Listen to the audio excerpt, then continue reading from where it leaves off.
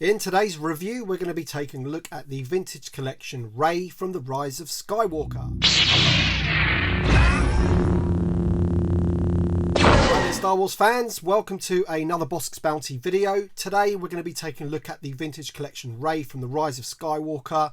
So this is a brand new figure released on Triple Force Friday.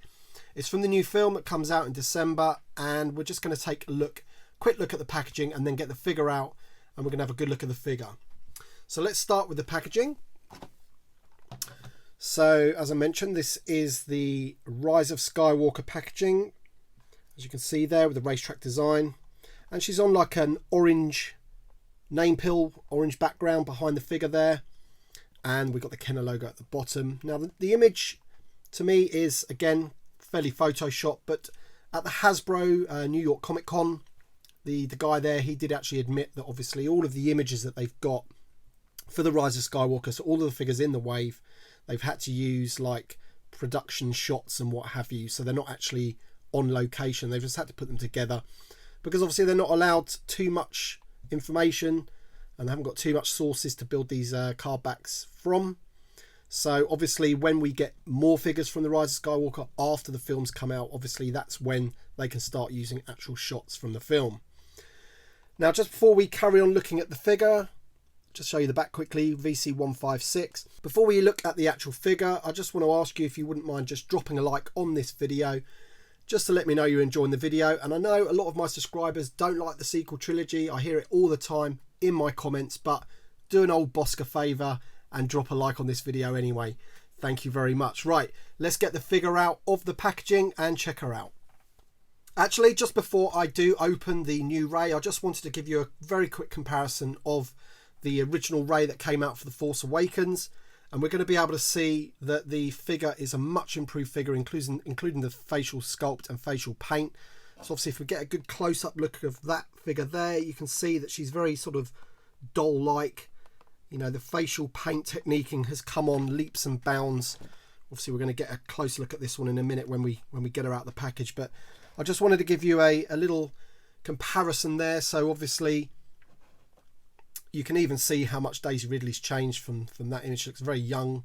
I mean, it's only like 3 or 4 years, isn't it? But she looks really young compared to the lady that she's become in the new films. But the figures, a lot of people saying that the figures are very similar, but as you can see, you know, this one's in all white and it looks a lot more of a sleek figure.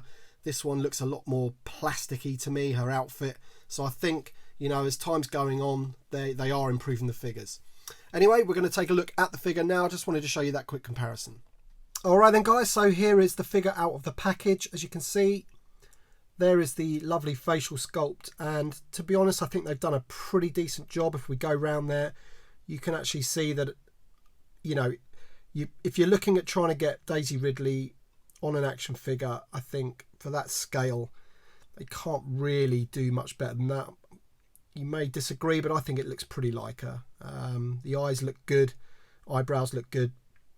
In general, the facial painting technique has done its job.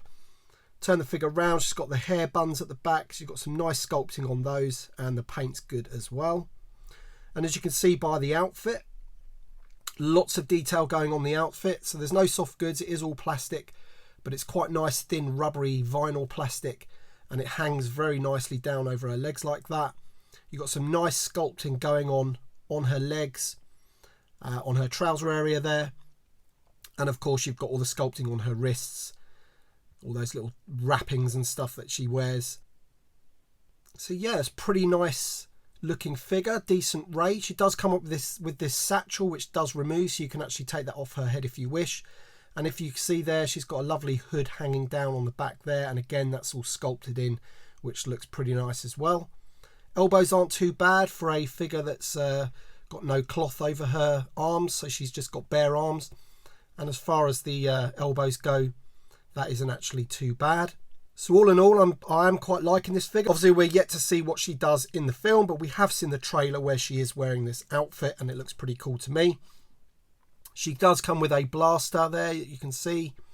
Pretty sure that's the same blaster that came in the Rey Island Journey figure.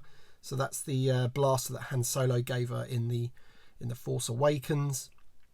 She comes with a lit lightsaber, blue lightsaber there, which she's obviously had since Luke chucked it almost over a cliff, but we won't go into that. She's got some nice brown detailing on her belt there, which goes down, which obviously then looks like it connects to the holster, which then also goes around her leg. So all in all, very nice. Nice little brown boots as well. So as far as the actual figure sculpting and everything go, I think they've done a really, really good job. Whether you like the character or not, if you like the sequel trilogy or not, I think you can't disagree that it is a good looking figure. She also comes with her staff that she had in The Force Awakens. So there's the staff. It is the same sculpting as the one that comes with the Force Awakens figure, but it is a different colour. So my one's silver in The Force Awakens. This one is black. And obviously it's got those white wraparounds there. And it's got the little strapping there which holds it over. You can have it like over her shoulder. I'm not going to do that for you now. And she also does come with a lightsaber hilt as well, which is pretty cool. So you could have that in her hand. And if you wanted, you could give it to Luke. Oh no, he's dead, sorry. But she could give it to somebody else to chuck it away if they wanted to. So there you go then, guys. That is Rey. I can't really say too much else about the figure apart from it does look pretty good. I'm quite happy with it. It'll look nice on display. I will just quickly go over the articulation for you. Obviously, it's a vintage collection figure, so we're used to having plenty of articulation. Now, the head is on a ball joint, plenty of movement there all the way round. She's got ball hinged shoulders up all the way round. She's got hinged elbows, so they can go like that and spin. And she does have spinny wrists, but it doesn't look like there is any hinge in the wrist, but that's okay. She spins at the waist and crunches slightly, so a bit of movement there. She's got ball hinged legs, but they're going to be restricted because of the plastic. She's got a split at the thigh, ball hinged knees, which obviously spin, and she's got ankle joints as well, and obviously they spin. So plenty of articulation all the way down throughout the figure, as you'd expect from the vintage collection. Her little bag's falling down there. I do like that bag, actually. It looks quite nice over her shoulder like that. It was actually packaged like that, so it wasn't an accessory that you needed to put on or anything, but I quite like the way that hangs on her back like that. Alright then, guys, so let me know in the comments section what you think about this figure. You don't have to tell me what you think of the character. I already know some of your guys' opinions. But thank you very much for watching all the same, and we'll see you on the next one.